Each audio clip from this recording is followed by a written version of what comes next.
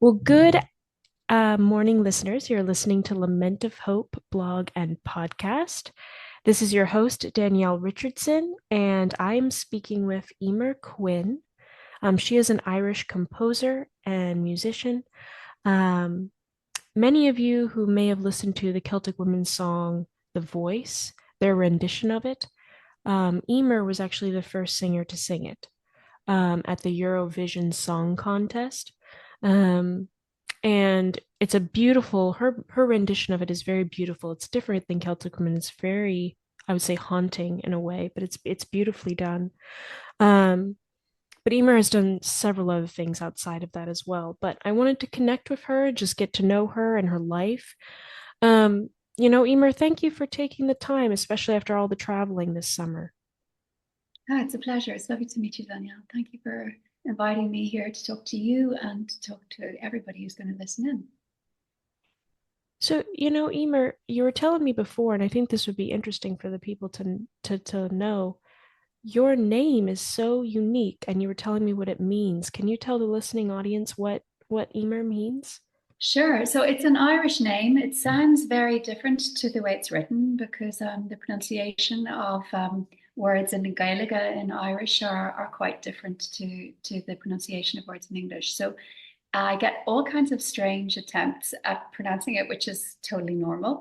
Um, but it's actually a name that it comes from very ancient Irish myths and legends. So Emer was the wife of our most kind of famous warrior, was a man called Cuchulainn, and he married Emer. And Emer was a woman of five virtues. The one that's most important to me and most relevant to me is that she had the gift of voice. So obviously my parents didn't know with the newborn baby that that would bear out to be true in life, but it's a lovely it's a lovely, I suppose, coincidence at the end of the day that it was. I don't know about all the other gifts, whether or not I can boast to have them, but healing was another. I think music is terribly healing, and I think they both overlap. So yes, I'm very proud to have the name Emer. I think it's a pretty name, and it's lovely to have an Irish name, albeit that it is tricky to pronounce. I do appreciate that. Well, I was gonna say, is it a common name in Ireland? Yeah, yeah, it's Okay. super common in Ireland. Yeah, and sometimes you see an anglicized spelling of it, which would be Emer, but Oh. still not. It's still not necessarily intuitive to pronounce as Emer. But uh, but it's super common in Ireland. And strangely, the really sweet thing is that there are a lot of Emers like Gen Z Emers who were born in 1996, which is the year that I won the Eurovision Song Contest. Oh, Um, wow. and so yeah, so whenever I meet an Emer who is the same age as the amount of years since I won Eurovision, I go, aha, I know why your parents called you Emer. It's kind of cute. That's really neat. Mhm. Man, did you were mentioning the myth that name came from. Do you have a Mm. favorite Irish myth? Because I know there are several. Yeah, I think possibly my favorite one is a myth called the Children of Lear, Hmm.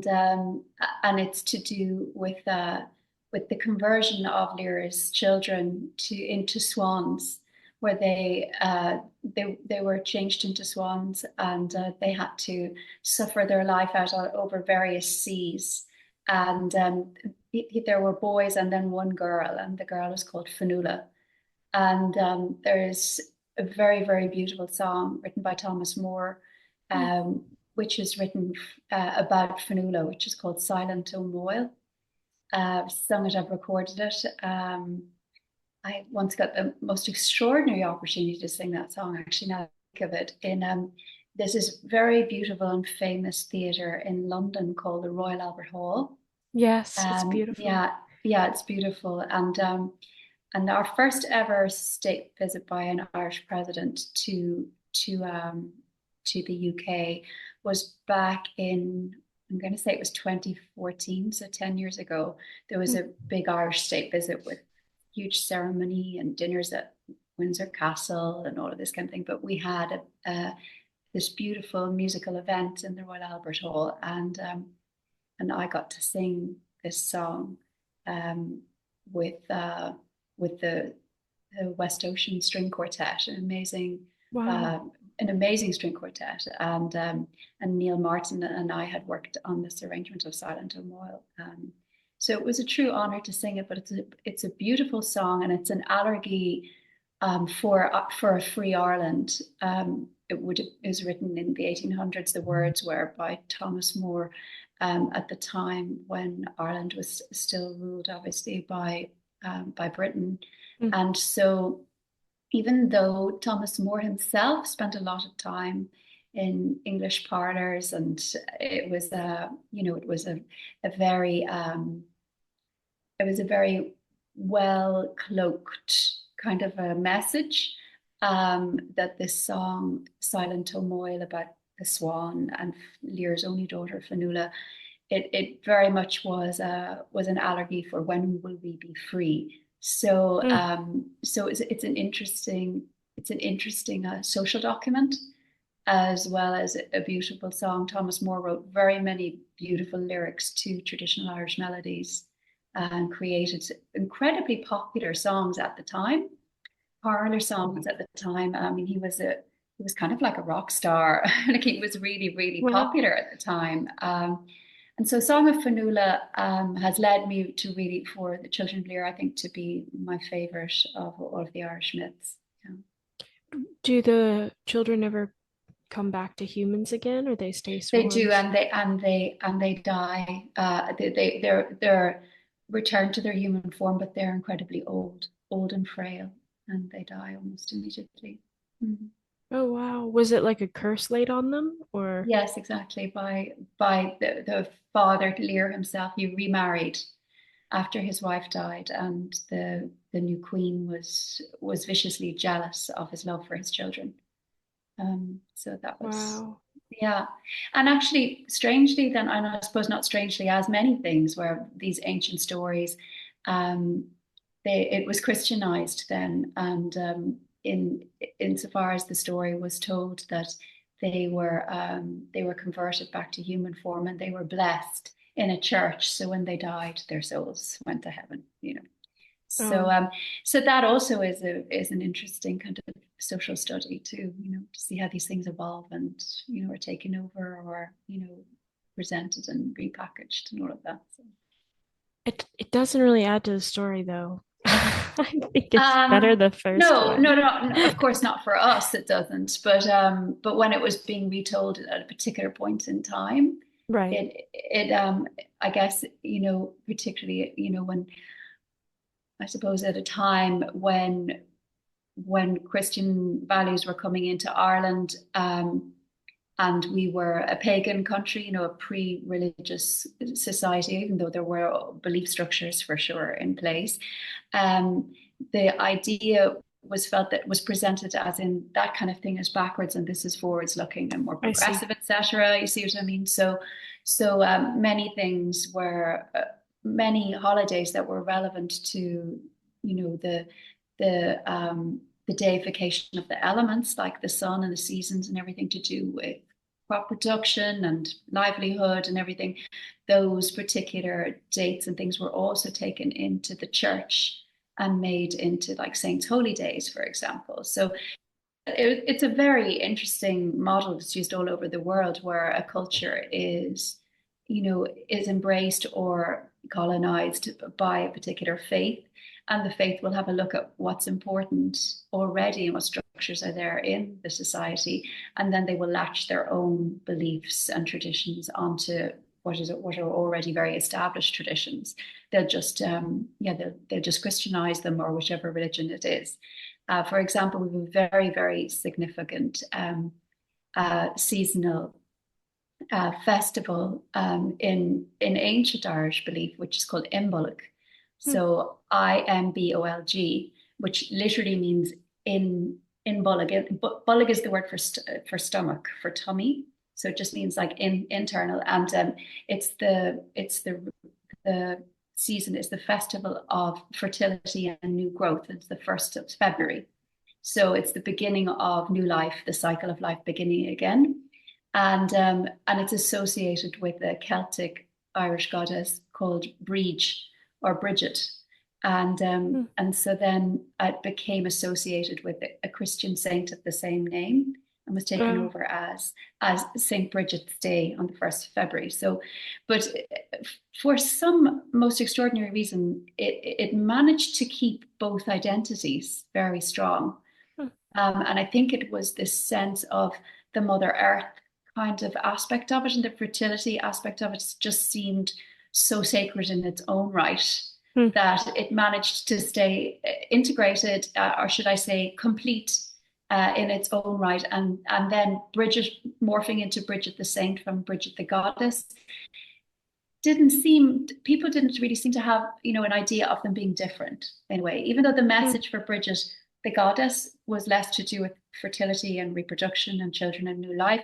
It was to do with spring. It was to do with the beginning of spring, and it was Bridget the saint was to do with convincing the rich to share with the poor, with helping the sick, all hmm. very caring, inclusive goals. Yeah. And so the two Bridgets integrated very seamlessly into one, to be honest. And what's really fabulous now is that in Ireland we have a public holiday famous all over the world for St. Patrick in March. And it's as I said, it's a day off. It's a festival day. It's a Mardi Gras day for us here.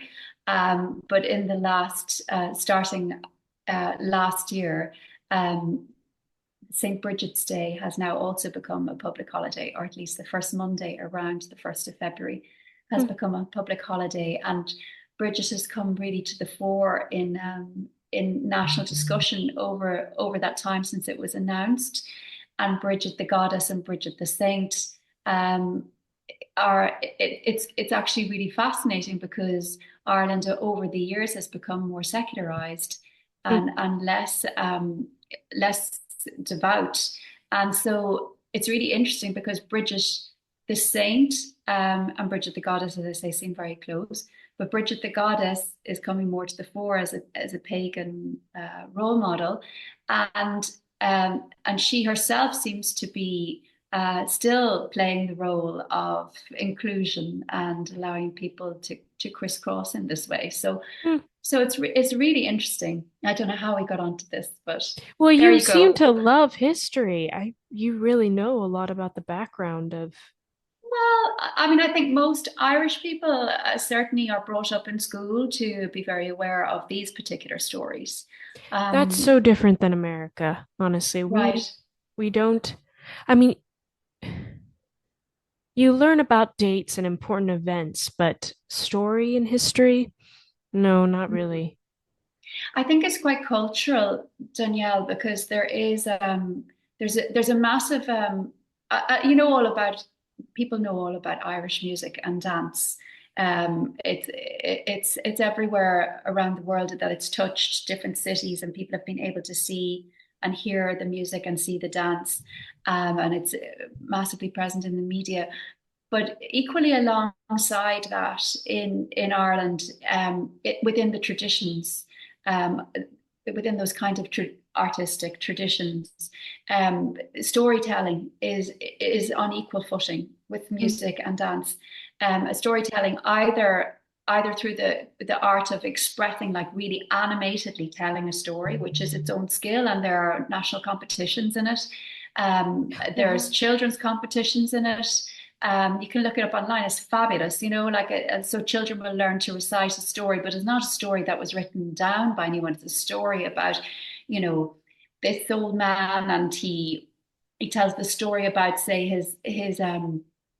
his cow that was magic or something, and the child will learn to recount this and then go into competitions called Feshna, and he will or she will go into the Shanachie area of it, which is the storytelling part. So storytelling is massively important as part of the tradition in Ireland. Wow.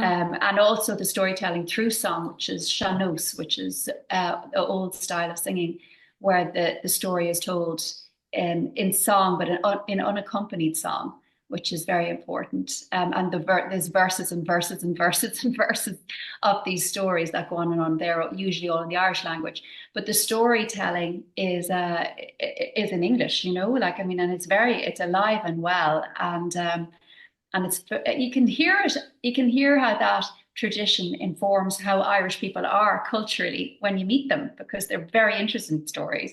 They're very interested in telling you stories, and they love to talk and they love to get to know people and tease out their stories. So these things are infused into our culture very much. And so those types of stories are taught to children at school in a way of just being proud of who you are and sense of embracing your identity, but also just in terms of it really enlivens kids. Like kids love stories, so it Wow. really engages children and then draws them more into the tradition, into the music, and into their roots, their foundation, their past, and makes it relevant to their present day. I mean that's just I mean it's beautiful. It's a respect and a love of story, which I think is very innate to human beings in general. Um, I agree. but yeah, that's it does make me a little sad though, because in America we just don't have that same love of story. It's not really, it's not that we don't, you know, recognize it as interesting, but it's not a part of history, it's not a part of entertainment. Children are not memorizing stories. Well, I have to say that no, I probably for 100% I'll take you at your word as to what the education system is like. But I have to say that I would be very much aware of a massive art of storytelling in the media from American art makers in cinema and in theater. Okay, like Um, movies, you mean? and yeah, like America is the world leader in bringing us entertainment of stories through film, through movies. Ah, I see. Um, and so I think there are lots of wonderful stories that have thrilled and entertained us that have come out of America in that regard. But no, I do get what you're saying. It's not part of the curriculum, and it's not part of the kind of indigenous or like local culture in how children are brought up. But that's the thing in America, is that for many years in Ireland we were extraordinarily monocultural. So we only had our own culture. You know, uh, Thankfully that's changing because we are becoming much more multicultural society. But Mm. America is founded on being a multicultural society. And if you go back to its indigenous people, of course, there's enormous storytelling there Yeah. and tradition of sitting around fires and storytelling and dance to go with stories and all of that.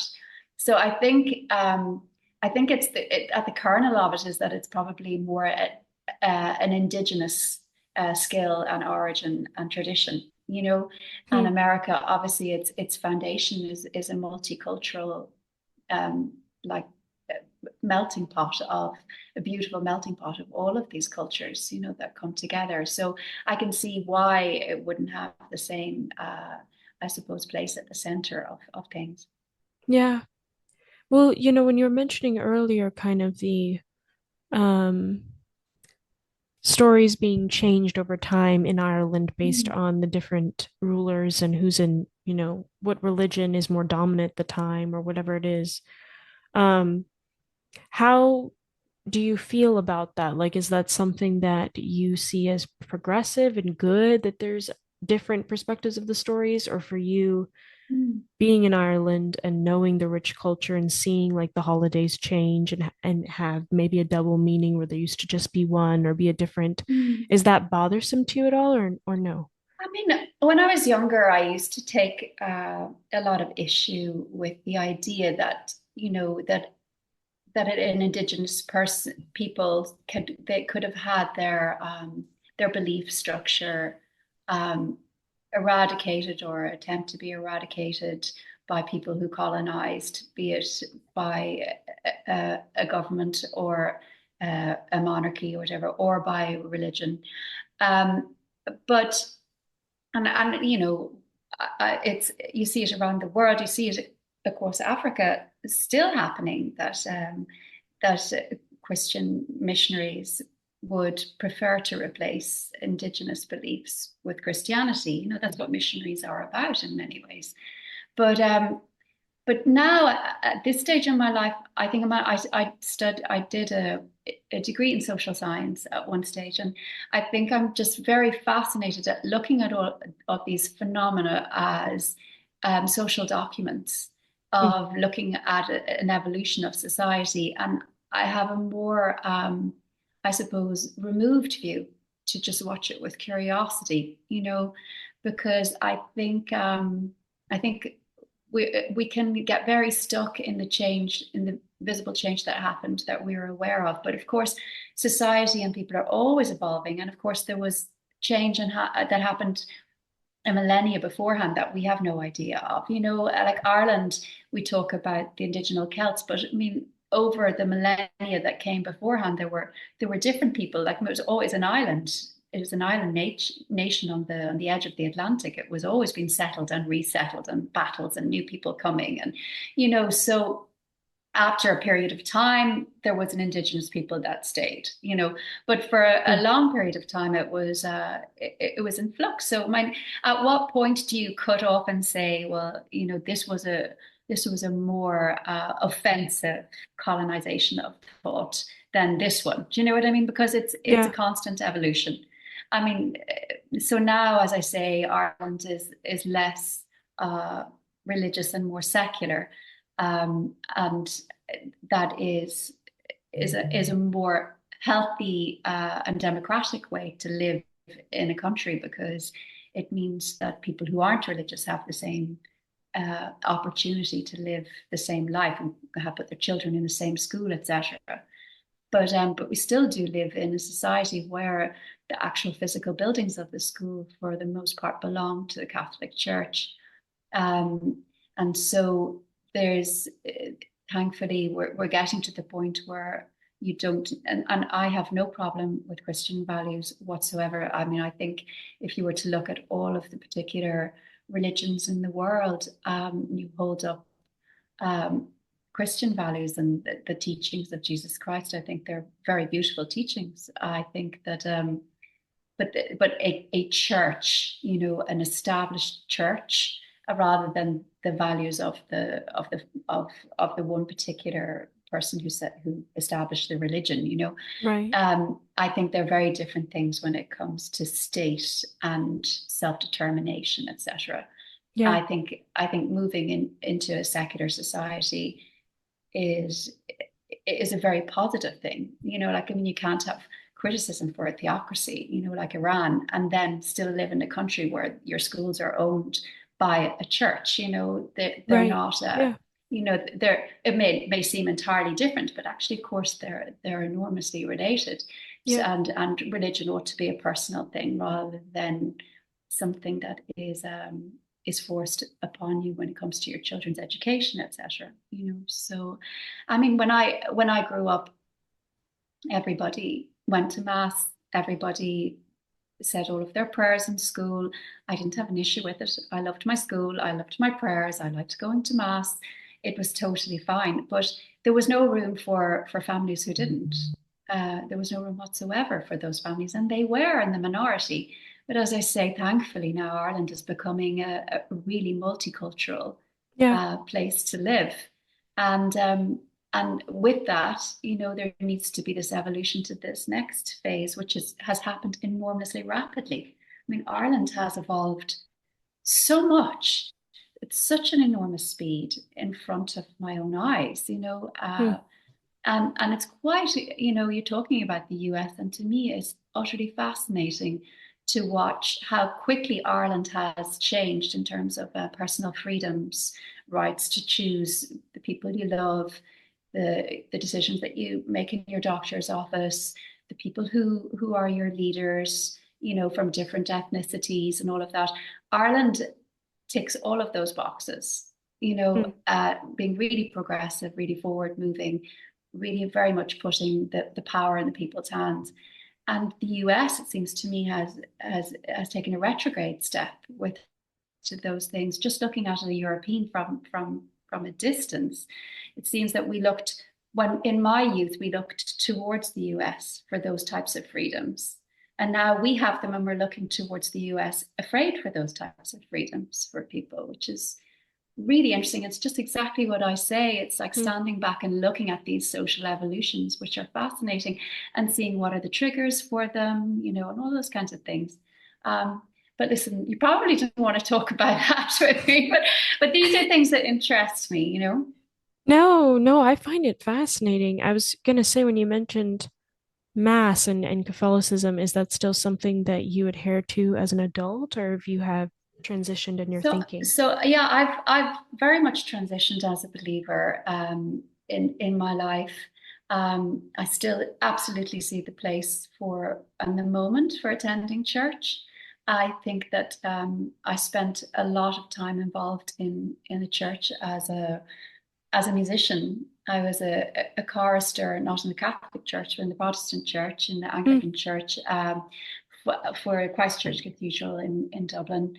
I started off in my music in the Catholic Church in the choir, just like many children did. And then I evolved into being a professional chorister. And the sacred music of the church is extraordinary and still yeah, deeply moving to me, particularly Renaissance music. English Renaissance composers like William Byrd and John Tavener. I mean, continental Renaissance composers like Orlando di Lasso, and you know these masses are works of art, and still the most soul stirring works to perform and to hear in sacred spaces. mm, And I feel that I have a relationship with my faith and with the music and with the sacred spaces that is a deeply personal one that doesn't particularly involve adhering to a particular brand of faith, of Christianity, particularly in Ireland. That's normally what you're right. presented with, or particular rituals, or adherence to weekly mass or anything like that, because I feel that faith and how you define it is deeply personal. But I would have a strong a spiritual foundation in the belief of us all being one, you know, all a common people, a common soul. Yeah. And I think that you know, a pain and an aggression that's caused to any of us or by any of us, by me to you, for example, is a shared pain. I don't think there is any opportunity to for any separation in that. And I think that those particular values can be found in almost every religion in the world. Um, and I think that at some point for me, I evolved my faith to be inclusive of my Catholic upbringing, Mm, inclusive of my Christian upbringing, and all of those blessings that brought to me, particularly musically, all of those the blessings and the experiences that I've had, to the place where I feel it is very personal, it's very integrated to me, and it's incredibly genuine. So when I stand up and I sing sacred music in these sacred spaces, which I do all the time, I have a tour coming up throughout December in cathedrals and churches all around Ireland, and I mm, sing the music of the season, you know, of Christmas and winter. And I sing for our ancient Irish traditions like the winter solstice, and I sing very much for Christmas, for all of the sacred around Christmas time. mm, And I feel that I sing it from a place of personal connection, and a place of personal sincerity, in a way that connects with people to the point where even if they are very devout in their particular brand of religion, or there's somebody who, like me, has had an upbringing in a particular brand of religion, but has strayed, I think that I feel a deep connection with anybody who comes to those concerts, and mm, they're sacred music, spiritual experience. I've recorded a lot of Christmas music in the past, and I'm in the process. I'm in studio of recording another album to release this November for this coming season, mm, and it's music that I have a deep connection with, but it's very much on my own terms, and I think that that is the only real way that that I feel I can share stories and share my sense of who I am as a spiritual person is to connect with it on my own terms and then retell the story from my own place rather than recounting it, on behalf of someone else or on behalf of an organized society. So yeah, I think when you say, am I still a mask or I'm not? I don't believe that the current Catholic Church is at all inclusive when it comes to women, or to how to people who choose to live their lives differently and want to be free to choose who they love and who they marry. Um, I don't. I don't see the Catholic Church as an organization. Of course, within the church, there are many people who are inclusive and live their lives in a much more Christian way than the hierarchy of the Catholic Church do. But the Catholic Church as a body and as an authority, I don't see it as a place that is it's not that it's not safe. I just don't see it as a place that is not it's not relevant to how I want to rear my children. I've got two daughters. Right. And it's in massive decline in this country because they don't have enough people to spread the word. They don't have any priests.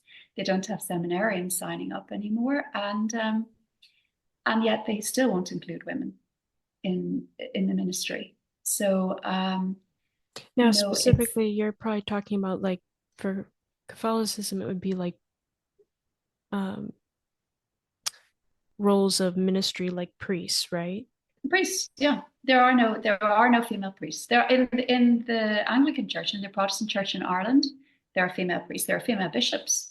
There are females at the top of the not the very top, but the higher ends of the Protestant. So what would be, I don't know what that equivalent in the US, like Episcopalian, I guess. Yeah. But so in the Protestant Church in Ireland, there are very influential women clergy, female clergy, but it's not a possibility in the Catholic Church in Ireland. So a Catholic Church anywhere in the world, in fact, Yeah. the Roman Catholic Church. So I don't see that as being an inclusive place to bring my children. But I will still tell them all about my experiences as a child, and they know through my music how I feel about the teachings that I've had as a child. But I see the the Roman Catholic Church is utterly losing relevancy to the younger generation, particularly female. Why does it, why do you have such a heart that for that issue that women should be able to be priests? Because I've definitely heard several women share, this desire for women to be able to have more roles in society and do different things that they're Mm. not able to do now, but they don't necessarily always give like a personal reason why. I Well, guess, I would ask why. I would ask why not. I mean, what is the actual logical reason why not? And like, I mean, that's so you ask why, but it's much more important to ask why not. Like, hmm, why on earth did it ever become a rule in the first place that these roles were gender based? Like, not only priesthood or clergyhood or so many roles across that, and people over there's inroads being made over time, etc. But why not? Like, where is the premise of this if it wasn't only a thing that a motivation to have and to hold power?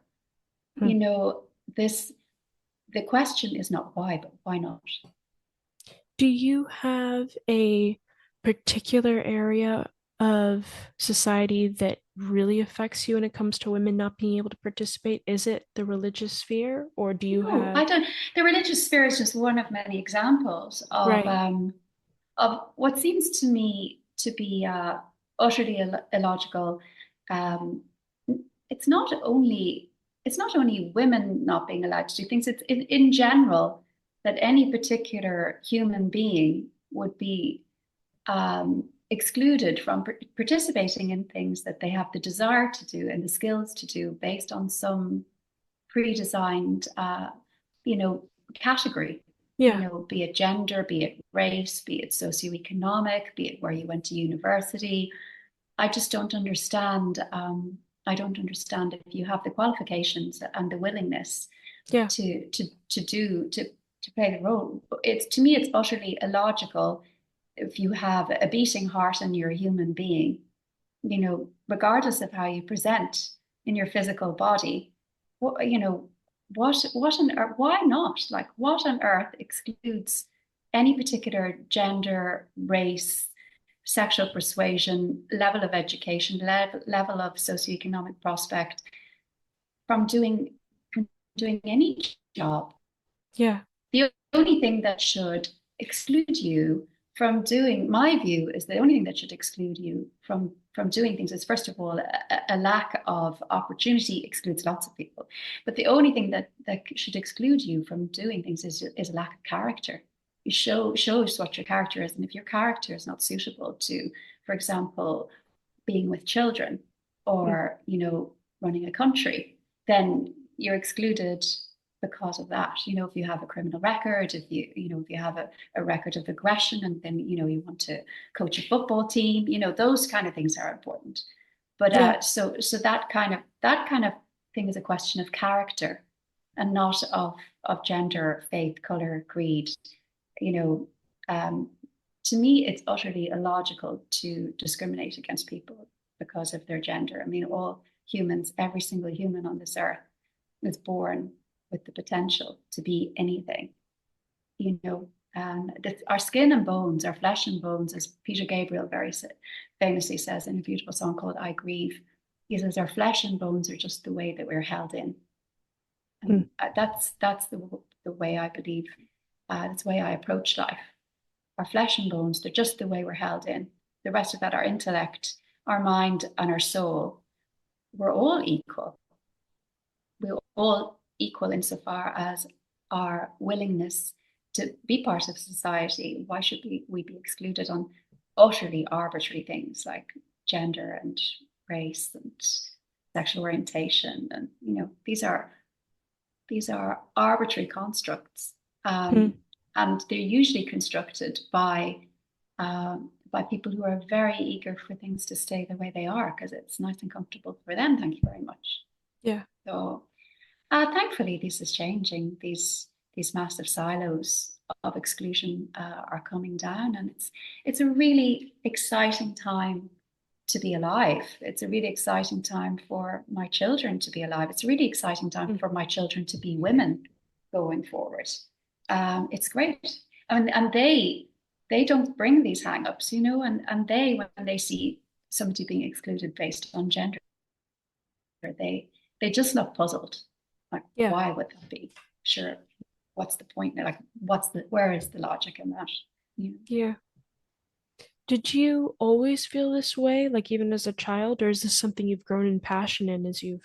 No, I did always feel this way. It's really interesting because I remember having very impassioned discussions with I studied my music degree in Maynooth University, which used to be at the time was called St. Patrick's College Maynooth, and it was a university, an independent university campus on the campus of the Irish Seminarian College. Hmm. And so some of the kids who were in my class were also there as seminarians.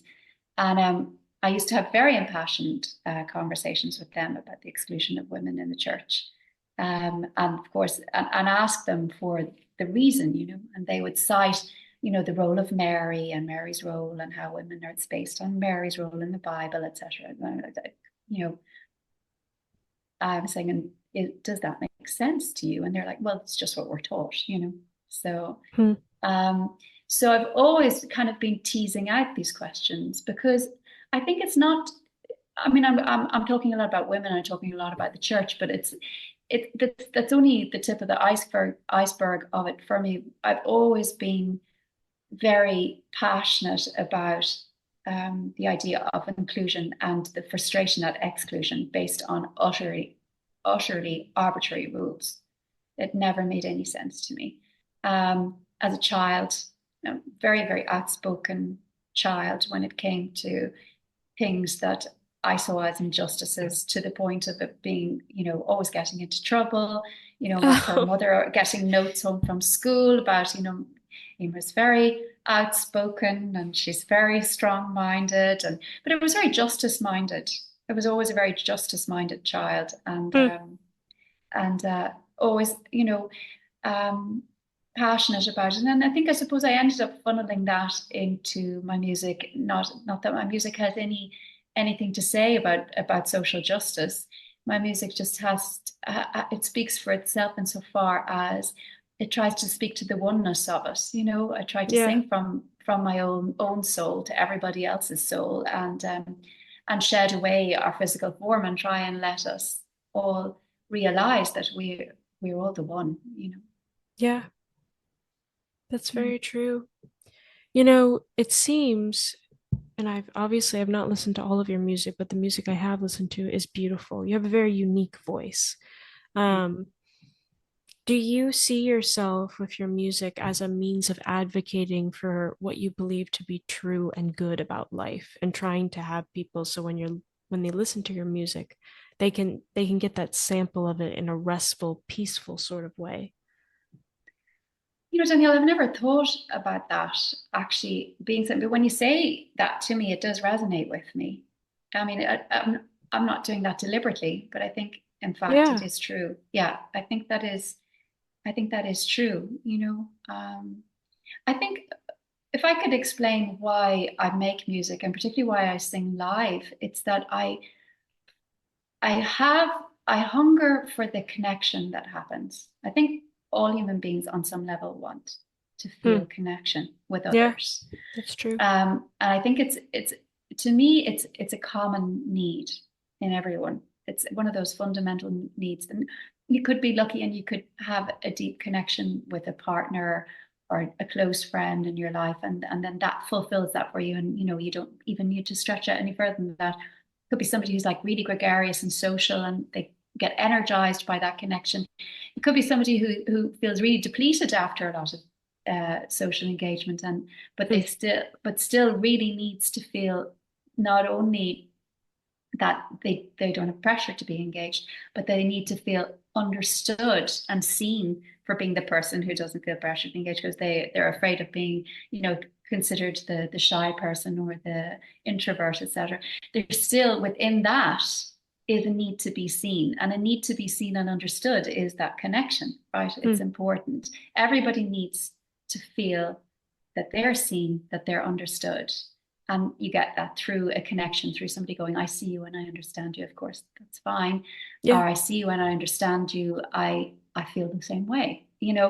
And so for me, music is, and performing, particularly performing live, is um, an utterly immersive experience in connection, Hmm. connecting with everybody in the hall, everybody in the room, everybody listening to a track on Spotify, where we have a moment to just share. We share at that moment, Hmm. and I find it transformative. Some type of alchemy goes on when I stand on stage and I open my throat to sing. I feel a connection not only with the people in the room, but I feel a connection with all of my people who've gone before me, Hmm. all of my lineage.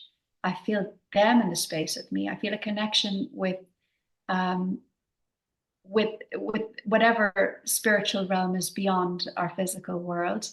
I feel like all of the space between us falls away, and I feel without my body, I lose the sense of my body, and I just go into a space that is that oneness. And many people say to me after concerts that they felt the presence of a loved one who had passed beforehand with them.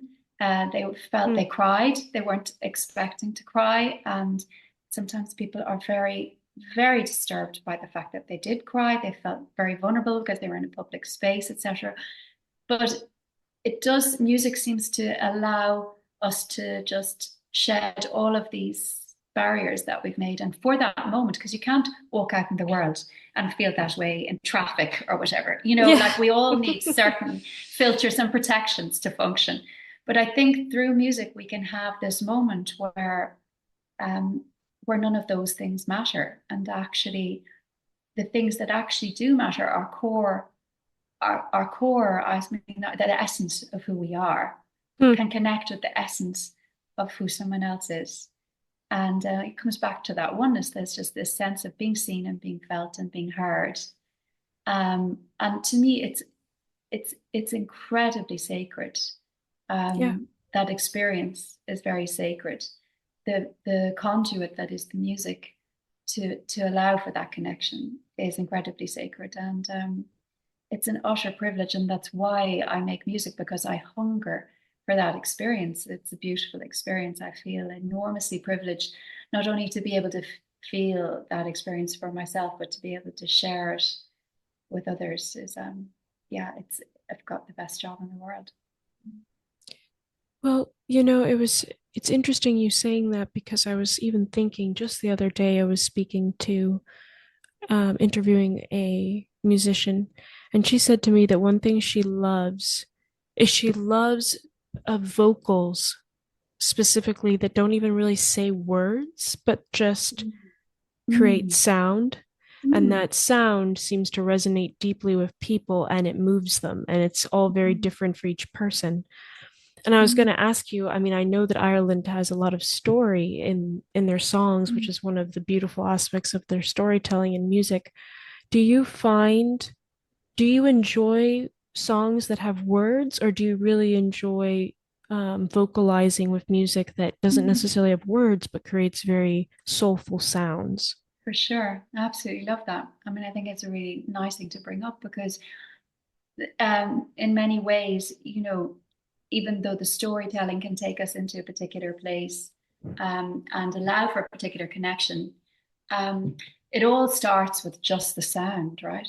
Um, Yeah. in I practice a thing called Kundalini yoga, and it's there's a thing there's an awful lot of chant in it, and they call that the nad, this sense of the voice, and Mm. how that can be a spiritual practice on its own, just making a sound, and how that can stimulate all types of systems in your body into healing. And Wow. so the human voice, on its own, is already an instrument for healing without a single word. And I've always been drawn to that song without word. We call it vocalese, and I've always been drawn to that Mm. as a genre as well. Yeah, I do have some songs that are constructed that way too. Yeah. Well, it's crazy. I'm looking down at the time and I'm like, gosh, I don't know where it's gone. But, I have one more question for you, Emer. What, if you could write any song about anything that you haven't already, and you really want to write someday and perform live or perform for your listeners, you know, what would you want that song to say? I think I would want the song to bring just a message of reassurance. Hmm. I think that's what we all need on a daily basis, is to, as I say, to feel seen, but also then to feel safe and Yeah. to feel a sense of reassurance, particularly when it comes to things like dying. I Hmm. mean, I feel we should all feel a sense of reassurance that it's okay, it's part of living. It's something that we should talk about more freely. We're the way society is constructed, where aging is a bad thing, and fear of dying is indoctrinated in people from such an early age. And yet, if you talk to, there's these amazing surveys about people and their contentment in life, their happiness at different stages in life. And the older you get, once you get into your 80s, your happiness, in terms of how you feel in yourself, I mean, obviously your physical self, you're going to have, your body's going to have a harder time being pain free, etc., the longer you live, or you with medical issues. But um, but in terms of personal contentment, once you get into your 80s, the contentment shoots up. If you're in your 90s, contentment skyrockets Wow. because people have finally understand what it's all about. And if you live that long, you get to make peace with the fact that life is finite because it doesn't seem scary anymore.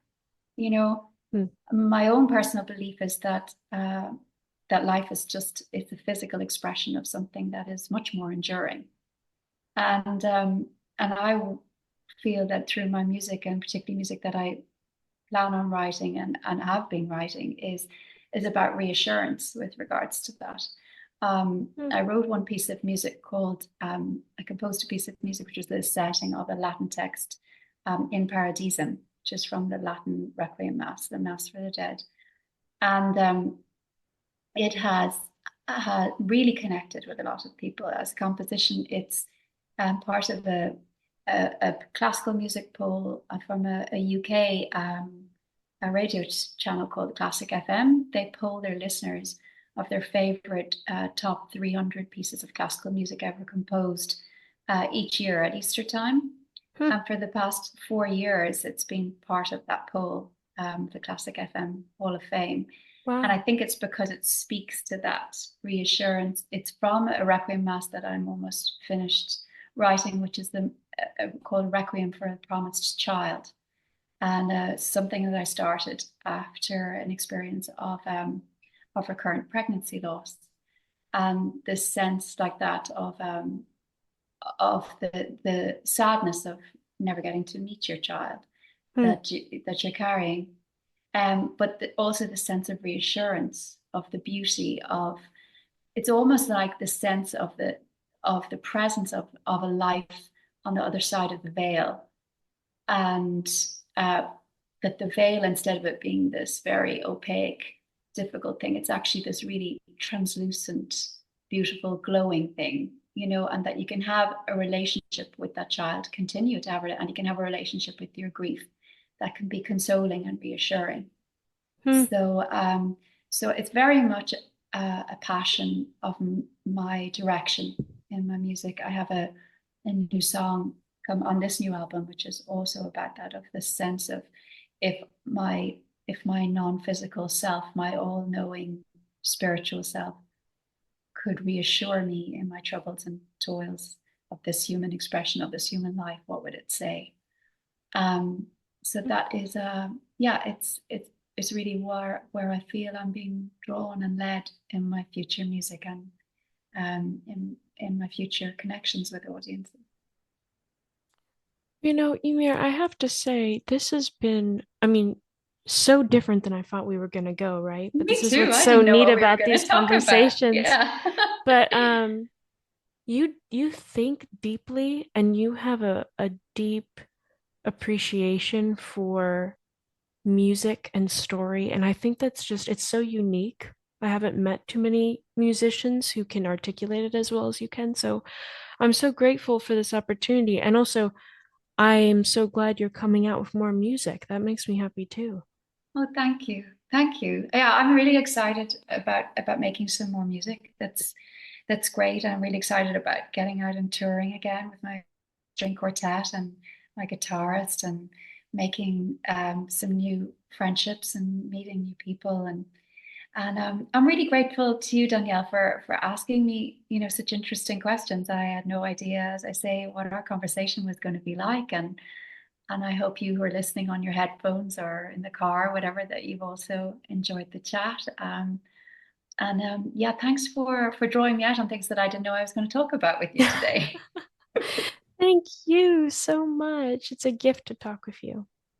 It's been a pleasure. Thank you.